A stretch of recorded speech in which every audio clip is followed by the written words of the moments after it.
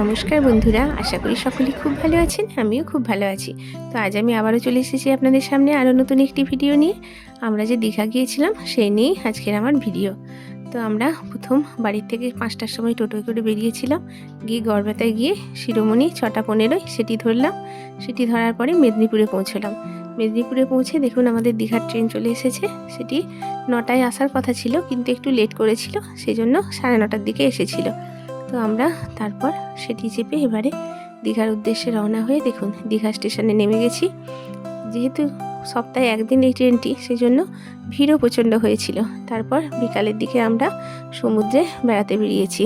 আমরা ছিলাম নিউ দীঘায়। সেখানে দেখুন ঢেউসাগর বলে এই জায়গাটি বেশ সুন্দর। রাত্রিবেলা একটু স্টলগুলি ঘুরে ঘুরে দেখছিলাম আমরা।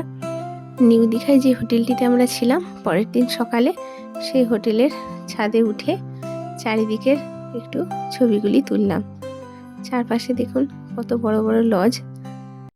এরপরে আমরা যে রুমটায় ছিলাম সেই রুমটির দিকে আমরা এগিয়ে চললাম। দেখুন আমার মেয়ে, নাতি, যা, বৌমা সকলে মিলে সকালে গল্প করছে। এরপর আমরা ঘুরতে বেরোলাম একটু। আমরা প্রথমে এসেছি ওশিয়ানা বিচে। তো দেখুন ওশিয়ানা বিচে নামার এই সিঁড়িগুলি। এই বৃষ্টিতে নামার আগে অনেক কিন্তু সিঁড়ি ভাঙতে হয়, আর এর চারিদিকে কিন্তু অনেক ঝাউ গাছও আছে। দেখুন এখানে খুব একটি লোকজন নেই। এরপর আমরা দেখলাম উদয়পুর, তারপরে এগিয়ে গেলাম তালসারির দিকে।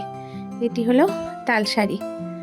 এরপর এখানে আমরা একটু ছোট্ট করে টিফিন সেরে নিলাম।